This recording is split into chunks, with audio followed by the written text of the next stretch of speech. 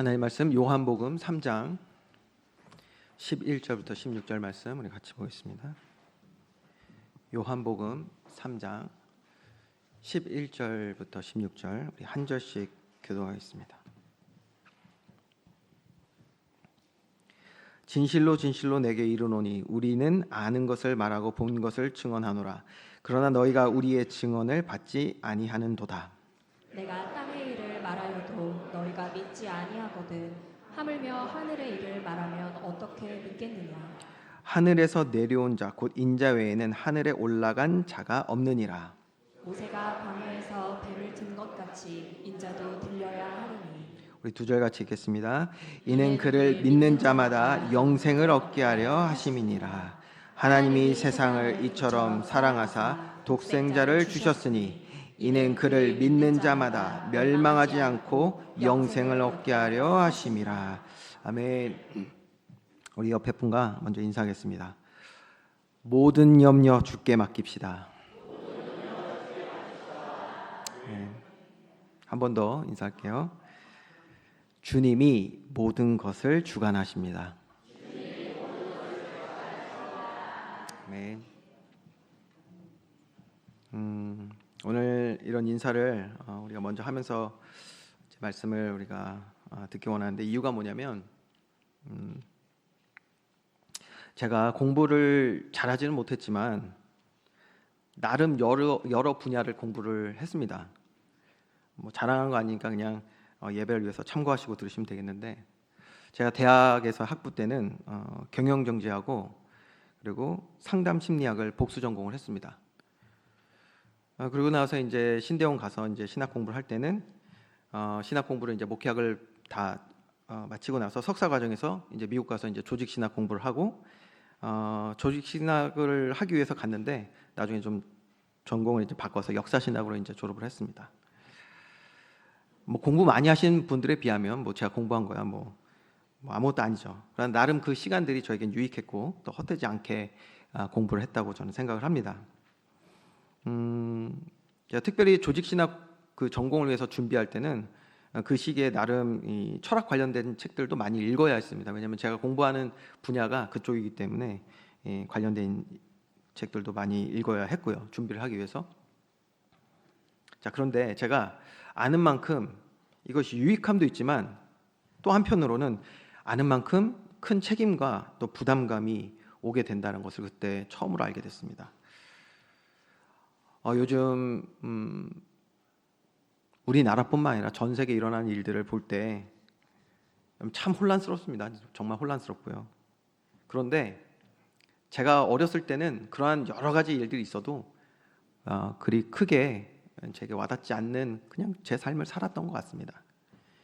근데 당장 이제 제가 아는 것이 많아지는 만큼 제 안에 어떤 것들이 있냐.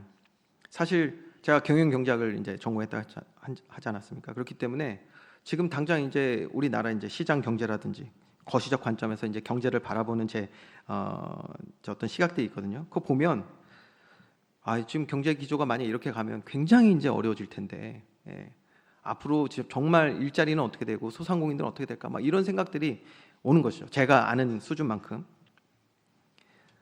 또 제가 신학 공부하면서 철학 공부도 했다고 했잖아요. 그러니까 제가 철학 공부를 했다라는 거는요. 뭐가 있냐면 사회를 바라보는 관점. 그러니까 이걸 뭐 세계관이라고 얘기하는데 관점. 뭐 그리고 또 정치를 바라보는 관점들이 저에게 생길 수밖에 없어요. 왜 그러냐면 철학에서부터 정치가 사상과 이념들이 만들어졌죠. 그래서 처음 이제 정치가 생길 때 철인 정치라고 해서 이게 뭐냐면 뭐 철인이라니까 강한 정치라는 게 아니라 철학을 한 사람들이 정치를 한다라는 뜻입니다. 그래서 모든 뭐 우리가 알고 있는 어떤 정치적 개념들이 다 철학에서 왔기 때문에 제가 철학을 공부한 만큼은 또 제 나름의 이런 어떤 그런 관점들이 생겼겠죠. 그런 걸 보면서도 어떤 부분에 있어서는 정치적 기조가 이렇게 가면 우리 나라가 많이 어려워질 텐데라는 생각도 하게 되고 특별히 반기독교적인 어떤 그런 사회적 움직임을 제가 보게 될 때는요. 계속해서 제 마음에 하나님이 주시는 마음은 더 강하게 교회 안에서 이런 부분들을 바로 교육해서 우리 성도들이 믿음 잃지 않도록 해야겠구나라는 것들을 또 생각하게 됩니다. 자, 이렇게 제가 아는 만큼 또 분별력이라는 것이 생기고 성경적인 가치를 지키기 위한 노력들이 있겠죠. 문제가 근데 여기 하나 있다는 거예요. 뭐 어떤 문제가 있냐면, 근데 제가 저를 볼 때 말이에요, 아는 만큼 큰 근심과 걱정, 우려에 사로잡히는 모습도 제가 보게 되는 거예요. 아는 만큼요. 그럼 왜 염려와 근심과 걱정이 들까? 뭐 이따 좀 더 말씀드리겠지만, 이런 거에 사로잡혀 제가. 세상을 바라보면서요, 제가 믿음의 생각을 갖고 하나님의 주권을 더 의지하면 좋겠는데, 그거보다도 내 마음에 근심과 걱정이 사로잡혀요. 여러분, 우리 개인의 삶에도 이거 동일하지 않습니까? 당장 나라에 일어나는 일도 그렇지만 내 개인의 삶에 일어나는 일들, 오늘 저와 여러분 근심 걱정 없으십니까? 인사한 거여서 모든 염려 주께 맡깁시다 이렇게 인사했는데요, 제가 한 예를 하나 들어드릴게요. 2002년입니다.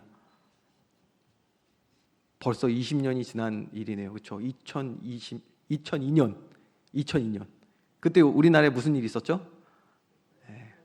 월드컵, 한일 월드컵이 있었습니다. 저는 그때 당시에 대학생이었는데 아주 뭐 혈기왕성할 때였죠. 그래서 저는 특별히 기억나는 장면이 몇 가지가 있어요. 월드컵 하면. 근데 8강 때였습니다. 여러분, 8강이 어떤 때냐? 우리나라하고 스페인하고 이제 4강전을 놓고 이제 경기를 한 거죠. 8강이었는데 그때 저는 광화문에서 그 많은 인파와 함께 빨간 티 입어야 됩니다, 여러분. 그런 데 가서 응원하시려면 그냥 가면 그 매너 없는 거예요. 빨간 티를 입고 가가지고 제 친구들과 같이 응원을 했습니다. 응원을 했는데 아직도 기억이 나요. 그 마지막에 승부차기까지 갔거든요. 승부차기를 해가지고, 근데 우리나라가 승부차기가 좀 약했어요, 사실. 그리고 상대 스페인은 너무 잘하는 팀이에요. 야, 이거 그러니까 너무 긴장이 되는 거예요. 이게 이겨야 올라가는데. 그래서 정말 이제 그 긴장감이 극에 달했던 그 상황이 저는 기억나요. 근데 옆에 아저씨인지 아가씨인지 기억이 안 나는데, 그냥 우선 아저씨라고 하겠습니다. 이게 또 논란이 될 수 있으니까. 그 옆에 있었던 아저씨하고 또 기뻐가지고 손잡고 같이 손들고 흔들고 승리했다고. 우리가 이겼잖아요. 제가 종종 그 월드컵 그 당시 2002년도 그 월드컵 당시의 영상을 보면요, 그때 그 감동이 아직도 남아 있더라고요. 그래서 얼마나 기분이 좋은지, 통쾌하고. 근데 그 장면을 제가 다시 보면서 감동은 있지만 불안하거나 염려가 되지 않습니다. 당시에 느꼈던 그 불안과 염려는 없어요. 그 긴장감은 없어요. 그냥 감동이 있을 뿐이지. 왜요? 결과가 바뀌지 않는다는 걸 저는 너무나도 확실히 알기 때문에. 그런데 저는요, 요즘 제가 많이 염려, 근심, 걱정에 사로잡혀 있다는 것을 보게 됩니다. 제가요. 얼마나 믿음 없는 모습인지. 불안, 염려, 근심, 걱정. 정말 종합 세트로다가 저에게 있구나. 이런 거를 지난 한 주간 저를 돌아보는 시간들을 좀 가지게 됐는데요.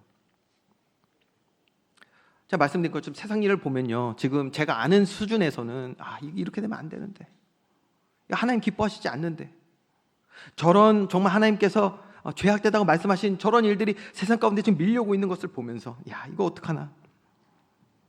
그래서 제가 뭐 했냐면 그런 것들을 보면서 이런 잘못된 것들에 대해서 제가 보고 듣고 또 누군가에게 또 얘기해주고, 물론 그런 시간도 필요하겠습니다. 그런데 제가 그렇게 제가 그런 거 보면서 염려, 근심, 걱정하는 시간을 더 많이 쓰고 있는 거예요.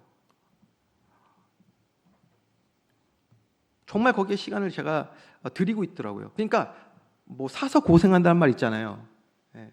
그것처럼 염려, 근심, 걱정될 일들 제가 쌓아가고 있는 걸 보는데, 이때 여러분 하나님의 백성들이 뭐 해야겠습니까? 하나님께 나아가야죠. 그래서 하나님께 나아가 말씀과 기도 가운데 들어가니까 하나님이 제 마음 가운데 조용히 이렇게 말씀하시는 거예요. 그래, 마음이 많이 어렵니? 라고 말씀하시더라고요. 마음이 많이 어렵니? 예, 많이 어렵습니다. 그래, 그러한 마음 가지고 불안, 염려, 걱정, 근심 있는 거 알겠어. 그런데 그렇게 불안, 염려, 근심, 걱정하는 그 시간을 조금 줄이고 나에게 찾아올 수 있겠니? 라고 말씀하시는 거예요. 저는 하나님께 나아가는 시간보다 염려, 근심, 걱정하는 시간이 더 많더라고요. 여러분, 오늘 우리 삶의 가장 큰 근심과 걱정은 무엇입니까? 개인, 자녀, 남편, 아내, 이 나라, 민족 등 여러 가지 다양할 수 있을 것입니다. 여러분, 우리가 주의 말씀을 의지하여 그 걱정하는 시간을 주님께 더 드리면 어떨까요? 자, 우리 빌립보서 4장 6절에서 7절 말씀을 우리 한번 같이 합독합니다. 시작. 아무것도 염려하지 말고 다만 모든 일에 기도와 간구로 너희 구할 것을 감사함으로 하나님께 아뢰라. 그리하면 모든 지각에 뛰어난 하나님의 평강이 그리스도 예수 안에서 너희 마음과 생각을 지키시리라. 아멘. 이렇게 우리가 더욱더 주님께 기도하며 나아갈 때 우리를 자꾸만 염려 근심으로 빠뜨리고 참 평안 주시는 하나님께 나아가지 못하게 하는 것들, 내 안에 이미 뿌리내린 죄악된 인본주의들이 여러분 드러나고 무너져서 정말 이 땅의 참 주인 되신 하나님의 영광스러운 나라의 자녀요 백성으로 살아가는 믿음의 삶이 될 줄 믿으시기 바랍니다. 이것이 오늘 우리 하나님의 자녀가 살아가는 방법입니다. 이게 우리 삶의 방법이 돼야 돼요. 근심과 걱정과 염려가 몰아칠 때요, 우리 주님께 더 힘써 나가야 되는 거예요. 그런데 왜 우리가 근심, 걱정하며 고통 가운데 앉아있냐? 그것을 보긴 보거든요. 인식은 잘했단 말이에요. 문제인식을 했어요. 그런데 방법이 틀린 거예요. 방법을 뭐로 하고 있냐면 여전히 세상적 방법으로 우리가 하려고 한단 말이에요. 세상 것 붙든단 말이에요. 하나님께 나아가기보다도 근심, 걱정 쌓인 일을 더 우리가 쌓고 있는 거예요. 오늘 저와 여러분 하나님 자녀가 살아가는 삶의 방식을 회복해야 될 줄 믿습니다. 근심, 걱정을 말하고 그것을 세상 방법과 논리로 대응하는 자가 아니라 우리의 근심과 걱정을 주님께 내어드리고 내려놓도록 기도와 간구로서 감사함을 하나님께 나아가는 삶. 여러분, 올해 우리 교회 표가 무엇입니까? 나는 하나님의 자녀입니다입니다. 우리 다 같이 한번 해볼까요? 나는 하나님의 자녀입니다. 여러분, 이게 그냥 구호입니까? 여러분, 하나님의 자녀된 삶을 말로만이 아니라 우리의 삶을 회복하고 살아가는 한 해가 되게 하시게 하여 우리에게 주신 분명한 이유가 있는 말씀인 줄 믿습니다. 이것이 오늘도 우리가 진리의 말씀, 천국의 복음을 들으며 우리의 마음과 생각을 회복하시는 구원의 축복을 누려야 할 이유인 것입니다. 그래서 오늘도 말씀을 통해서 우리를 진리 가운데로 인도하시고 복 주시며 새 힘 더하시는 주님을 체험하는 날 되기를 주님의 이름으로 축원드립니다. 자, 우리 본론을 들어가서요. 지난 시간에 조용히 주님을 밤에 찾아왔던 니고데모와 예수님의 대화를 우리가 함께 봤습니다. 단순한 대화가 아니었어요. 예수님께서는 니고데모에게 천국의 복음을 전해주시는 그런 시간이 되었죠. 그런데 이미 그리스 문화, 헬라 문화에서 태어나서 오랫동안 자라온 니고데모는 그 예수님의 말씀, 이 영적인 말씀을 전혀 이해하지 못하는 거예요. 전혀 이해 못해요. 오늘 저와 여러분의 상황이 마찬가지입니다. 저와 여러분이 살아온 이 시대가 무엇입니까? 신본주의가 아니잖아요. 어려서부터 우리가 하나님을 알고 믿고 그래서 영적으로 이게 감각이 뛰어나고 이게 아니잖아요. 우리가 인본주의, 육신에 보이는 것을 의지하여 그 바탕에서 살아온 우리의 삶을 살았다. 그러니까 우리가 니고데모하고 똑같아요. 니고데모가 유대인, 바리새인이었음에도 불구하고 영적인 것을 이것을 바로 알아듣지 못하는 거예요. 예수님이 천국에 들어가려면 거듭나야 된다 이렇게 말씀하시니까요. 거듭남이 뭐예요? 엄마 배로 다시 들어가라는 거예요.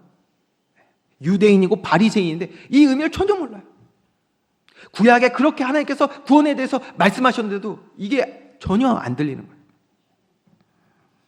왜 그렇다고요? 신본주의가 아닌 육신의 지식과 경험을 더 의존하는 인본주의 세상을 살아왔기 때문이었죠.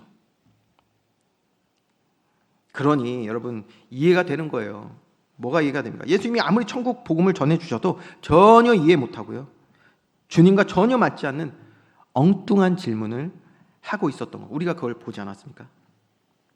여러분, 그럼에도 불구하고 이 니고데모가 아무것도 깨닫지 못하고 엉뚱한 소리하고 있는, 어떻게 보면 지금 우리 입장에서 답답한 이 니고데모가 하나님의 말씀을 듣는 자리에 있었음이 복인 줄 믿으시기 바랍니다. 이게 무슨 말입니까? 지난주 안 나오신 분들 위해서 다시 말씀드릴게요. 왜 그가 복받은 사람입니까? 지금 당장은요 이해하지 못해. 그러나 천국 복음이라는 것이 무엇이죠? 진리의 씨앗이 그의 마음에 심긴 거예요. 복음은, 믿음은 들음에서 난다고 했어요. 들음은요 그리스도의 말씀입니다. 그는 지금 잘 알아듣지 못했지만 예수님은 신실하게 마음에 낙심하지 않으시고, 저 같으면 정말 낙심했을 것 같거든요. 막 낙심하지 않으시고 천국 복음을 전해주신 거예요, 니고데모에게. 그랬던 니고데모의 삶에 어떤 변화가 있습니까? 시간이 지날수록 그의 믿음은 자라기 시작합니다. 놀랍죠? 아니, 못 알아듣는데도 믿음이 자라요. 그러니까 우리는요 실망할 일이 없는 거예요. 예배 자리에 있는 게 복인 줄 믿으시기 바랍니다. 믿음이 자라는데 어떻게 되죠? 예수님을 변호하는 자가 됩니다. 우리가 지난 시간에 본 거예요. 지난주 말씀을 다시 한번 여러분 꼭 들어보세요. 그 마지막에는 어떻게 합니까? 예수님이 이제 십자가에 죽으시고 무덤에 계실 때 모든 제자들은요, 그렇게 주님 제가 절대 주님 배신 안 합니다 하던 제자들까지 베드로 포함해서 다 도망갔어. 다 흩어진 그때에 누굽니까? 니고데모는요 끝까지 주님 곁에서 장례를 치릅니다. 얼마나 믿음의 사람이에요. 이런 점진적인 변화, 이것을 성경은 성화라고 우리가 말하는 것입니다. 그래서 이러한 축복을 누리는 오늘 이 예배 자리가 되기를 주님의 이름으로 축원드립니다. 그러면 시간이 지날수록 저와 여러분도 니고데모 같이 마음과 생각이 어떻게 해요? 변화되고 믿음이 굳건히 서서 그 다음에 어떻게 될까요? 시간이 지날수록 주님과 동행하는 모든 발걸음 되어지는 거룩한 삶이 되어지는 거예요. 그것이 바로 움직이는 교회인 줄 믿습니다. 자, 오늘 이 본문의 말씀은요, 그래서 이제 그 니고데모와 함께 나누셨던 그 말씀 이어서 오늘 계속해서 이어지는 것입니다. 그러니 니고데모가 지금 현 시점에서는요 여전히 예수님의 말씀이 뭔지 지금 이해를 잘 못하고 있어요. 왜요? 자신의 지식과 경험으로는 이 말 자체를 받아들이기가 어렵기 때문이에요. 너무 인본주의적이라는 거예요. 여러분, 우리가 이걸 먼저 잘 깨달아야 돼요. 우리가 정말 이렇게 세상에 물들어 있구나. 하나님을 만나지 못하도록 이 죄와 사탄이 해놓은 일들에 우리가 정말 많이 노출돼 있었구나. 이거 먼저 아시고 내용을 보시면 더 좋겠죠. 여전히 하나도 안 들리고 어려워하고 있는, 마음이 어려워요 지금 니고데모는. 그런 니고데모에게 예수님께서는 더 구체적으로 이제 오늘 복음의 말씀을 전해주시는 내용입니다. 자, 먼저 오늘 본문의 11절에서 12절 말씀을 다시 한번 보겠습니다. 진실로 진실로 내게 이르노니 우리는 아는 것을 말하고 본 것을 증언하노라. 그러나 너희가 우리의 증언을 받지 아니하는도다. 내가 땅의 일을 말하여도 너희가 믿지 아니하거든. 하물며 하늘의 일을 말하면 어떻게 믿겠느냐. 자, 예수님께서 다시 이제 복음을 증거하시기 전에 니고데모의 상태를 잘 말씀해 주시는 거예요. 사람들이 이 땅에서 일어나는 보이는 것도 자기가 경험하지 못하면 믿지 못하는데 하늘의 일을 어떻게 믿겠냐, 이렇게 우선 말씀을 해주시죠. 그를 많이 이해해 주시는 그 내용이에요. 그런데 여기 아주 신학적으로 중요한 내용이 나오거든요. 자, 11절 말씀에, 자, 오늘 내용들이요 조금 많이 신학적이고 중요한 내용들인데 최대한 제가 한번 잘 풀어서 한번 얘기해 보겠습니다. 11절 말씀 보면 뭐라고 말씀하시냐? 진실로 진실로 내게 이르노니 우리는 아는 것을 말하고 본 것을 증언하노라. 그러나 너희가 우리의 증언을 받지 아니하는도다. 지금 예수님이 왜 우리라고 말씀하실까요? 지금 니고데모는 예수님 한 분을 찾아왔어요. 제자들이 있는 상황이 아니에요. 근데 우리라고 말씀하셨어요. 왜 이렇게 말씀하셨을까요? 여러분, 이거는요 창세기 1장에도 나옵니다. 창세기 1장 26절에 보면 하나님께서 이제 모든 만물을 창조하실 때 이렇게 말씀하세요. 하나님이 이르시되 우리의 형상을 따라 우리의 모양대로 우리가 사람을 만들고. 여기서 또 우리가 나오네. 여러분, 이 우리가 누군지 아시겠죠? 삼위일체 하나님에 대해서 말씀하시는 거예요. 성부 하나님, 성자 예수님, 성령 하나님. 신학적으로 뭐 이것만 또 다루려면 엄청난 시간이 걸리니까 요게 이런 내용구나만 아시면 오늘 될 것 같아요. 그러니까 이 내용의 핵심이 뭐죠? 지금 예수님이 하늘의 일을 말씀하시는데, 영적인 말씀을 하시는데, 이 하나님 나라의 일을 말씀하시면서 뭐다? 당신이 하나님이심을 말씀하신 내용인 거예요. 예수님은 하나님이신 줄 믿으시기 바랍니다. 아주 중요한 말인 거예요, 이거. 왜냐? 이 바리새인들이요, 이거요, 받아들이지 못했잖아요. 신성 모독이라고 하는 내용인 거예요. 그러니까 니고데모가 정말 은혜 받은 사람이 맞아요. 이 말을 들으면서도 여기에 대해서 뭐 이렇게 분노하거나 그런 내용이 없어요. 자, 그러면서 13절 말씀은요, 더 의미심장합니다. 하늘에서 내려온 자, 곧 인자 외에는 하늘에 올라간 자가 없느니라. 더 노골적으로 지금 말씀하시죠. 아까 11절에는 하나님과 예수님, 당신이 한 하나님이심을 말씀하셨는데, 이제 뭐예요? 하늘에서 내려온 자, 곧 인자 외에 하늘에 올라간 자가 없느니라. 자, 이거 듣는 사람이 그러면 여기서 인자를 누구라고 생각할까요? 당연히 예수님이라고 생각하지 않겠습니까? 그렇죠. 니고데모와 지금 예수님이 대화하고 있으니까. 그렇게 인식하게 하시고, 자, 이 인자가 그럼 예수님인가? 라게 생각하게 하고, 그 다음에 14절, 15절 말씀 보세요. 우리 한번 14절, 15절 말씀을 다 같이 한번 합독해 보겠습니다. 시작. 모세가 광야에서 뱀을 든 것 같이 인자도 들려야 하리니 이는 그를 믿는 자마다 영생을 얻게 하려 하시리니라. 아멘. 자, 여러분 이게 무슨 말입니까? 여러분 광야 노뱀 사건 여러분 기억하시죠? 자, 민수기 21장에 나와 있는 내용이에요. 모르시는 분들이 있을 수 있으니까 제가 간단하게 설명해 드릴게요. 이스라엘 백성이 하나님께서 그들을 건지셔서 출애굽했어요. 출애굽하고 이제 가나안 땅으로 가야 되는데, 가는 그 길목에 뭐가 있었냐면 에돔 땅이 있었거든요. 에돔 땅.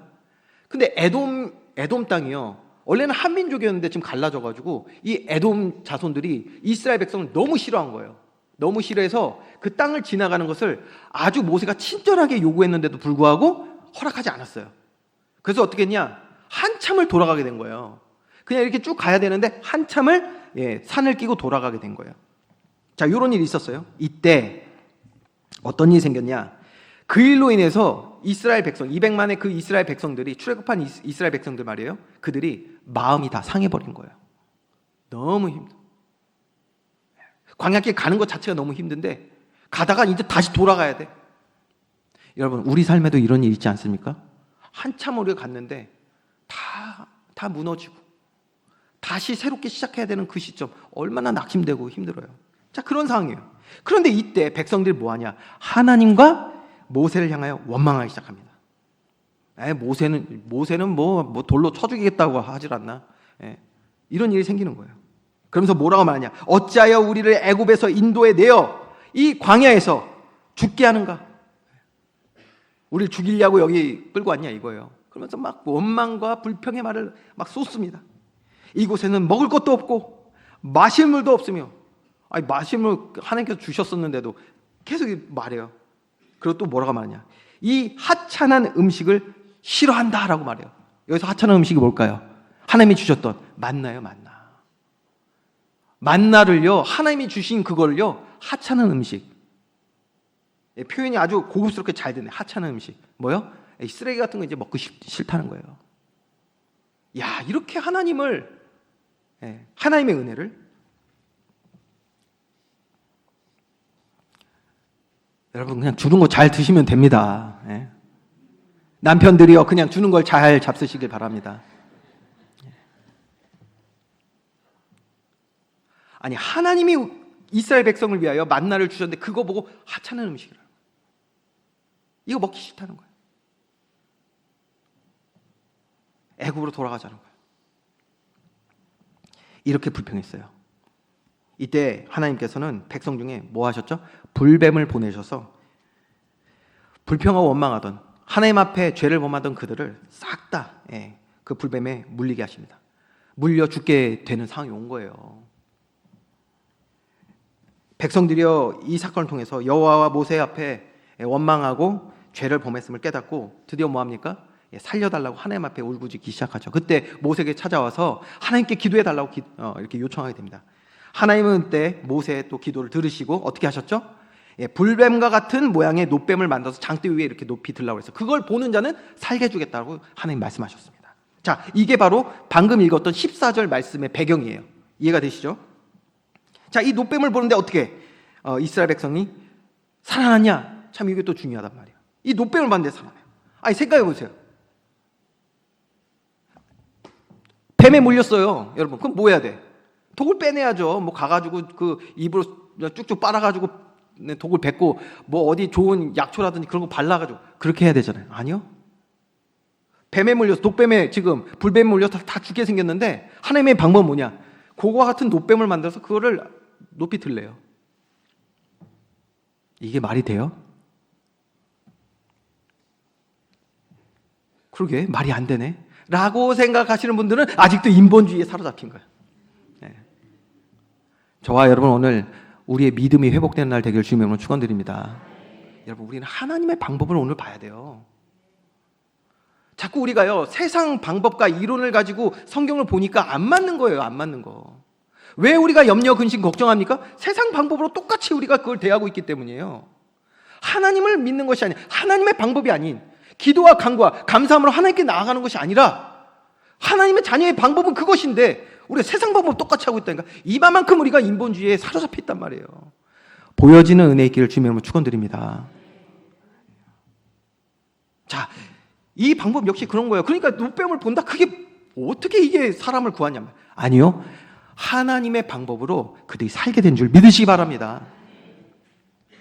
어떻게 삽니까? 첫째, 하나님은 능력의 하나님이시거든요. 능력의 하나님이세요. 하나님은 그의 모든 말씀으로 창조를 하셨어요. 창조의 능력이 그의 말씀 안에 있습니다. 그러니 말씀에 순종하는 자들의 삶 가운데 하나님의 응답이 임하게 되는 것입니다. 그런데 둘째가 더 중요해요. 둘째는 뭐냐? 자, 이 사건은 뭐예요? 죄사함 받는 사건이죠. 예. 왜 불뱀에 물렸어요? 하나님 앞에 범죄했기 때문이에요. 죄사함 받는 방법으로 놋뱀을 들게 하신 거거든요. 여러분, 죄사함 받는 모든 구원의 일은 누구와 연결되어 있냐? 바로 예수 그리스도와 연결이 되어 있습니다. 예수 그리스도와. 성자, 즉 예수 그리스도와 연결된 구원 사역이라는 것을 오늘 14절 말씀을 통해서 볼 수 있는 것입니다. 다시 볼까요? 모세가 광야에서 뱀을 든 것 같이 인자도 들려야 하리니. 인자도 들려야 하리니. 여러분 이게 무슨 내용인지 다 아시잖아요. 이거 바로 십자가 사건을 지금 얘기하는 것이거든요. 자, 도표를 제가 준비했습니다. 어려운 거 하여튼 도표를 봐야 돼. 어려운 거는. 구원의 주체, 우리의 구원의 주체는 누구시다? 예수 그리스도십니다. 자, 이걸 우리가 좀 봐야 돼요. 먼저 인류 역사에는 시간선이라는 게 있어요. 이 시간선은 뭡니까? 아담의 때부터 마지막 계시록에 예언된 주님의 심판의 날까지 이 시간은 쭉 지금 흐르고 있는 거예요. 저와 여러분이 지금 있죠. 지금 저와 여러분이 11시 50분을 향해서 지금 지나가고 있어요. 이게 우리의 시간선이에요. 자, 이 인류의 시간선에서 광야의 놋뱀의 사건 있죠. 아까 말씀드렸던 그 광야의 사건은 뭐예요? 이건 과거예요, 과거. 예수님이 지금 니고데모와 말씀하시는 그 당시에도요, 과거의 일이잖아요, 과거의 일. 동시에요, 지금 예수님이 니고데모와 지금 요한복음 3장의 말씀을 나누고 계시던 그 시점에는 아직 인자가 들려야 하리니 십자가 사건은 아직 일어나지 않은 미래의 사건입니다. 맞죠? 미래의 사건이에요. 그런데 지금 14절에 광야에 범죄한 이스라엘의 죄를 사하던 놋뱀 그 장대와 그것과 같이 예수님 자신이 앞으로 이제 십자가에 죽게 되실 것을 말씀하고 계신데, 여러분 이 예수 그리스도의 십자가 사건은 인류 역사에 일어난 역사적 사실인 줄 믿으시기 바랍니다. 역사적 사실이에요. 질문은 뭐냐? 오케이, 역사적 사실인 거 알겠어요. 2000년 내에 예수님이라는 사람이 우리를 위해서 죽었다. 오케이, 알겠어요. 근데 그게 나하고 무슨 상관이에요? 예? 나는 그 이후에 일어난 미래의 사람인데. 그래서 성경에는요, 아직 태어나지 않은 2025년도 오늘 며칠입니까? 6월 29일. 오늘 밤에 태어날 아이하고는 무슨 상관입니까? 혹은 20년 이후에, 50년 이후에 있을 그 세대하고는 무슨 상관이 있을까? 미래 세대하고는 무슨 상관이 있습니까? 여러분, 이렇게 질문하실 수가 있어요. 십자가 죽음이 당시의 사람들에게는 그것이 적용이 될지 모르겠는데, 또 과거 이스라엘 백성이 광야에서 그 범죄했을 때 그 노뱀을 보고 그 노뱀 봄으로써 죄사함 받은 거, 그거는 뭐 그래도 이해가 되겠는데, 오늘 저와 여러분이 어떻게 예수 그리스도 십자가를 통하여서 구원함을 받습니까? 그래서 우리가 조금 더 깊이 생각을 해야 됩니다. 여러분, 예수님은 누구십니까? 예수님은 영원하신 하나님이신 줄 믿으시기 바랍니다. 예수님 영원하신 하나님이에요. 그래서 그 영원하신 하나님을 우리가 성경에서 어떻게 말하죠? 알파와 오메가라고 말씀하세요. 시간의 처음과 끝이 되세요. 그게 영원입니다. 여러분, 예수님께서는요, 역사적인 사건으로서 2000년 전에 이 땅에 오셔서 인류의 죄를 대신하여 십자가에 죽으셨는데, 그분이 누구나 영원하신 하나님이란 말이에요. 그래서 2000년 전에 이루어진 그 십자가 사건은 영원한 사건이 되는 줄 믿으시기 바랍니다. 알파와 오메가, 영원한 사건이 되는 거예요. 그래서 노뱀이 들리는 저 사건이 누구의 사건이다? 바로 예수 그리스도의 십자가 사건이에요. 이뿐이 아닙니다. 하나님께서 인류를 구원하시기 위하여 만들라 하신 방주가 예수 그리스도의 사건이에요. 출애굽하기 위해서 문설주에 피 바르는 사건이, 그게 예수 그리스도 사건이에요. 홍해가 갈라지는 것이, 성경에 나타난 우리 역사 인류의 그 시간대에 일어난 모든 하나하나 개별적인 사건들이 있지만, 영원한 시간 속에서는 단 한 번에 완전히 영원히 이루신 십자가 사건인 줄 믿으시기 바랍니다. 그렇기 때문에 이 예수 그리스도, 영원하신 하나님이신 예수 그리스도께서 이 땅에 오셔서 십자가에 죽으신 그 사건이 영원한 구원의 사역이 되어서 오늘 과거에 있었던 모든 일들은 그렇기 때문에 뭐가 된다? 예수 그리스도 십자가의 예표요, 그림자가 되는 거예요. 그래서 하지만 단순히 예표고 그림자가 아니라 이것은 영원한 효력을 갖게 된다는 것입니다. 그래서 노뱀을 본 자도 뭐예요? 그 예수 그리스도의 영원한 십자가 사건 안에서 효력이 생겨 어떻게 된다? 십자가 사건을 보며 구원받게 됐다는 것입니다. 자, 이제 어려운 얘기는 좀 다 끝났고요. 자, 이제 예수님이 이 땅에 오신 이유를 가장 명확하게 나타내신 말씀을 우리 한번 같이 읽어보겠습니다. 아마 다 암송들 하실 것 같은데, 요한복음 3장 16절 말씀 다 같이 합동합니다. 시작.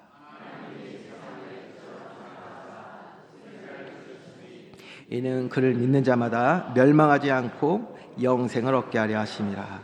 아멘. 한번 그 말씀 띄워줄 수 있으면 16절만 한번 띄워주시고요.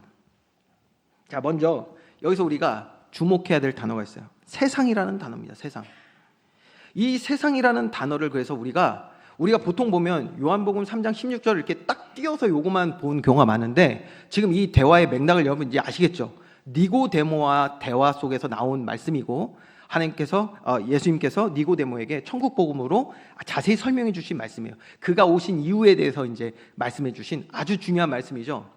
근데 그 바로 위에 14절, 15절 말씀에 이어서 이 세상이라는 단어를 말씀하셨다는 것을 여러분 이해를 하셔야 돼요.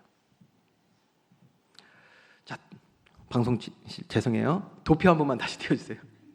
네, 왔다 갔다 하게 되네요. 자, 이 도표를 보시면 광야에서 그 불뱀에 물려가지고 이제 구원함을 얻어야 되는 그 이스라엘 백성들. 자, 구원의 대상이 이스라엘 백성들, 출애굽한 이스라엘 백성들 뿐이었다면, 오늘 알파 오메가 되신 영원하신 하나님께서 모든 시대에 만세전에 택하신 주의 백성을 구원하시기 위하여 십자가에 죽으셨잖아요. 그래서 여기서 말하는 세상은 뭐다? 그 의미가 영원으로 넓혀진 바로 구약, 신약, 그리고 아직 오지 않은 세대들 모두 포함한 하나님의 택한 자기 백성을 지금 세상이라고 표현하신 거예요. 이해가 되시죠? 자, 이스라엘 백성에게는 좁게 당시에 출애굽한 이스라엘 백성만을 위하여 구원하셨다면, 지금 예수 그리스도의 십자가는 뭐예요? 과거, 현재, 미래 모든 주의 택한 백성, 만세전에 택한 주의 백성을 살리시기 위한 십자가 구원을 설명하시면서 그들을 세상이라고 표현하셨단 말이에요.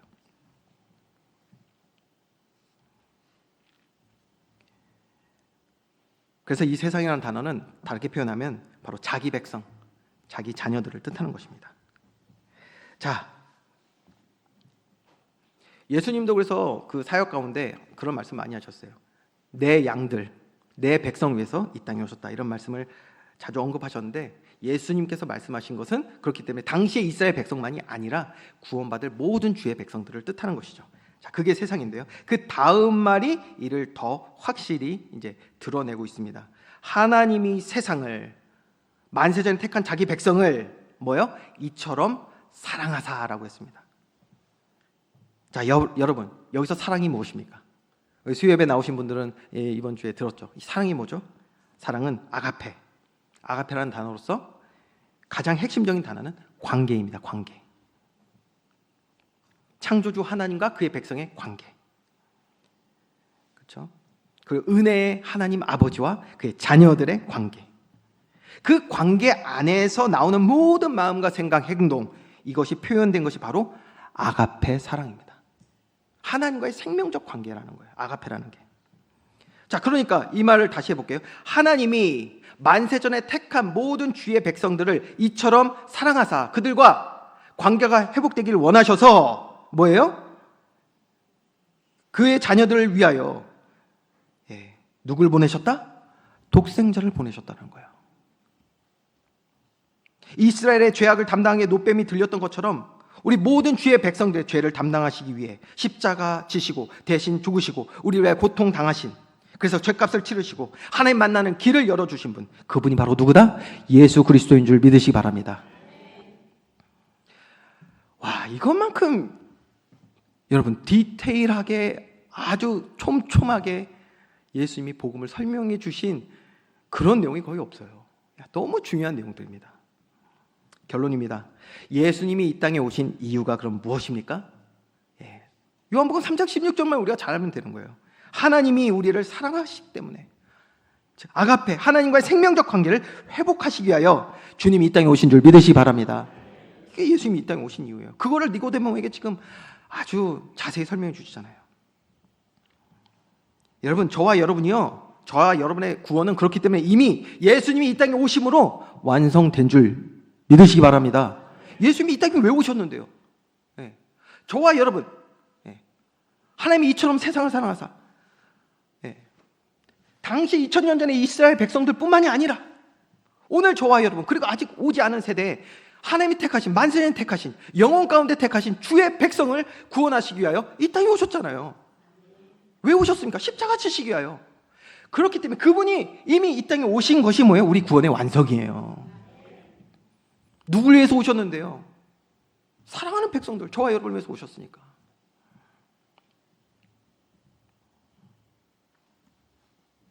그런데 여러분, 예수님이 이 땅에 오신 이유는 그것뿐만이 아니에요. 우리가 회개하여 하나님 자녀됨을 깨닫는 그것에 그치지 않습니다. 자, 16절 말씀, 이제 후반부를 우리가 그래서 집중해서 봐야 됩니다. 후반부 뭐라고 되어 있습니까? 이는 그를 믿는 자마다 멸망하지 않고 영생을 얻게 하려 하심이라. 아멘이십니까? 이게 예수님이 이 땅에 오신 이유인 줄 믿으시기 바랍니다. 자, 앞에 부분 뭐예요? 하나님이 세상 이처럼 사랑하다. 우리가 하나님 택한 백성이니까 우리의 신분을 회복하시기 위하여 예수님이 이 땅에 오셨어요. 이 땅에 오신 것 자체가 이미 칭의 구원의 완성인 거예요. 그러니까. 근데 그 다음이 후반부가 뭐다? 이는 그를 믿는 자마다 멸망하지 않고 영생을 얻게 하려 하심이라. 자, 우리가요, 이 멸망과 영생을요, 조금 너무 단순하게 오해하는 경우가 많아요. 예수님 믿으면 영생, 예수 천당. 그리고 믿지 않으면 멸망, 불신 지옥. 이렇게 우리가 너무 이거를 아주 중요한 핵심 복음을 너무 단순화해서 오해하는 경우가 있어요. 예수님 믿으면 천당, 안 믿으면 지옥이 맞죠. 그러나 그것보다 훨씬 더 깊은 의미가 있습니다. 왜냐하면 그가 오신 이유가 우리의 죄를 담당하시기 위함이고 자기 자녀를 향한 대속의 구원을 막을 수 있는 것은 어떤 것도 없다고 성경 분명히 말씀하고 있기 때문에 우리의 그 신분의 변화는 예수님이 오심으로써 완전히 회복되었습니다. 근데 그게 끝이 아니라 그 다음이 중요한 거예요. 그래서 뭐요? 그를 믿는 자가 되게 하시는 것. 저와 여러분이 예수님을 믿는 자가 되게 하시는 것. 그것이 예수님이 이 땅에 오신 이유인 줄 믿으시기 바랍니다. 여러분, 성경의 믿음의 사람들 한번 보세요. 제자들을 보세요. 그리고 저와 여러분 볼 때 이것이 동일합니다. 구원받은 각 사람에게 성령님이 오시는 이유가 무엇입니까? 믿는 자가 되게 하시기 위함이에요. 저와 여러분이 하나님 자녀는 됐는데요, 하나님을 신뢰하지 않아, 믿지 않아. 여전히 우리가 인본주의 가운데서 내 생각, 내 경험, 지식 따라서 살아간단 말이에요. 여러분, 그러면요, 우리가 받은 모든 축복 다 뺏깁니다. 세상에 다 뺏겨요. 내가 하나님 자녀된 그 신분과 권세를 다 뺏기게 되는 거예요. 더 이상 세상 풍습, 문화, 초등학문 따르는 자가 아닌 말씀을 의지하여, 창조의 능력 안에 있는 그 말씀을 의지하여 믿음으로 사는 자가 되게 하시게 하여 예수님 이 땅에 오신 것인데, 우리가 하나님의 자녀 되었음에도 불구하고 그 광야의 이스라엘 백성처럼 여전히 내 생각, 내 경험, 세상 풍습, 문화, 지식 그 의지하며 살아가면 여러분 어떻게 돼요? 죄에 사로잡히는 거예요. 죄에 사로잡힌다가 무엇입니까? 하나님을 모르게 하는, 하나님과 멀어지는 그 죄의 유혹에 우리가 빠져든단 말이에요. 그러면 하나님과 우리가 교제해야 될 아가페 사랑, 하나님과 관계해야 될 그 모든 시간을 뺏겨버리고 세상에 하나님과 함께하는 그 거룩한 시간 다 뺏겨버리고 세상과 버타여 살아간단 말이에요. 죄악을 사랑하게 된다고요. 관계하게 된단 말이에요. 죄악과 깊이 관계하게 돼요. 그럼 당연히 죄로 인한 결과들이 우리 삶 가운데 찾아오겠죠? 여러분, 세상이 우리에게 가져다 주는 그 즐거움요, 쾌락은요, 잠시 잠깐입니다. 그거 왜 주는데요? 우리 속이려고. 우리의 죄에 완전히 사로잡으려고요. 단순한 예로 마약이라는 게 그렇잖아요. 마약이요, 요즘 너무 심각한데 그게 어마어마한 그 인간이 느낄 수 없는 1000배 이상의 그런 쾌락을 가져다 준대요. 그거 한 번 하는 순간에. 여러분, 그거 하면 그러면 정말 행복입니까? 아니요. 그 이유에 뭐예요? 인생 망하는 거예요. 그거 없이는 살아갈 수 없는, 아예 뭐가 돼요? 노예가 돼요. 그렇습니다. 죄의 결과가 찾아오면 그때부터 뭐예요? 고통이 찾아오는 것입니다. 그리고요, 이제는 벗어나고 싶어도 벗어날 수 없는, 완전히 사로잡힌, 내 의지를 완전히 빼앗겨버린, 자유의지를 빼앗겨버리는 거예요. 그게 뭐예요? 그게 노예잖아요. 세상의 노예, 죄의 노예, 쾌락의 노예가 되어버리는 거예요. 하나님의 은혜는 끊어지고 고통과 절망이 가득한, 그야말로 이것이 지옥이겠죠. 성경이 이것을 멸망이라고 말하는 것입니다. 여러분, 우리 주님은 자기 사랑하는 자녀들, 십자가에서 자기를 아낌없이 주신 자기 백성을 위해 이 땅에 오셨는데 그의 마음과 생각은 무엇입니까? 우리가 이러한 멸망의 길에 서지 않기를 간절히 원하신다는 것입니다. 반대로 우리가 그리스도를 믿는 온전한 믿음 가운데 살아가면 뭐요? 멸망이 아닌 영생을 풍성히 누리게 되는 줄 믿으시 바랍니다. 멸망과 영생에 대해서 할 얘기가 많은데 이것도 시작하면 또 다음 한 1시간, 2시간 더 해야 되거든요. 그래서 지혜로운 제 아내에게 물어봤어요. 어떻게 하는 게 좋겠냐? 얘기하더라고요. 제가 얘기했어요. 이거 더 하면은 오늘 설교 1시간에서 1시간 20분 될 것 같은데 이걸 그래도 쭉 해야 되겠냐 그랬더니 지체하지 않더라고요. 지체하지 않고 그냥 반만 해서 한 30분 정도 하는 게 좋겠다 이렇게. 그 대신 호흡을 좀 천천히 가져가면서, 오늘 천천히 하진 않았습니다. 분량이 많아서 벌써 시간도 많이 지나가고 있는데, 이 멸망과 영생에 대해서 오해한 게 너무 많거든요. 이게 너무 중요한 말씀인데, 그래서 오늘은 짧게만 한번 소개해 보겠습니다. 요한복음 10장 10절 말씀 우리 한번 같이 합독하겠습니다. 자, 위에는 멸망에 대한 내용이고 아래는 영생에 대한 내용이겠죠. 예수님께서 이렇게 말씀하셨습니다. 우리 같이 읽습니다. 시작. 도둑이 오는 것은 도둑질하고 죽이고 멸망시키려는 것뿐이요 내가 온 것은 양으로 생명을 얻게 하고 더 풍성히 얻게 하려는 것이라. 아멘. 자, 요한복음 3장 16절 하나님이 세상을 이처럼 사랑하사 독생자를 주셨으니 그래서 우리가 하나님 자녀였어요. 여기서 끝이 아니야. 이는 그를 믿는 자마다 멸망치 않고. 자, 우리가 하나님 자녀로 믿음으로 살아간다는 것이 무엇이냐? 그래서 정말 하나님의 말씀을 의지하고 하나님 자녀된 삶을 삶으로써 우리가 받은 그 놀라운 축복을 누리며 살아가는 거예요. 그런데 우리가 세상과 여전히 버타고 살아가고, 세상을 의지하고 살아가면요, 그 모든 거 다 도둑질 당한다는 거예요. 그게 멸망입니다. 예수님이 오신 이유가 뭐라고요? 양으로, 주의 백성으로 저와 여러분에게 생명을 얻게 하고 더 풍성히 얻게 하기 위하여 이 땅에 오신 줄 믿으시기 바랍니다. 그래서요, 영생이란 말은요, 단순히 뭐 육체적인 삶 그걸 떠나서 또 천국 가는 걸, 그거를 넘어서요, 예수 그리스도 안에서 그와 친밀한 관계 속에 경험하는 영육 간의 풍성한 은혜를 의미하는 것입니다. 그게 영생입니다. 그래서 주제들을 제가 원래 다 하나씩 해야 되는 건데, 보여주세요. 이 주제들 보면요, 굉장히 많아요. 이게 영생에 담겨있는 다 내용들이에요. 하나님과의 관계 회복, 죄로부터의 자유, 성령의 인도하심, 세상이 줄 수 없는 내면의 평안과 기쁨, 영원한 소망, 하나님의 뜻을 발견한 목적 있는 삶과 의미, 재능과 은사의 사용, 하나님 사랑 받았으니까 이제 이웃 사랑의 실천, 하나님 자녀된 선한 영향력을 전달하는 것, 이게 다 영생 안에 있는 줄 믿으시 바랍니다. 이게 우리가 하나님과의 생명적 관계에서 하나님 자녀된 삶으로 살아가는 삶의 모습이라는 거예요.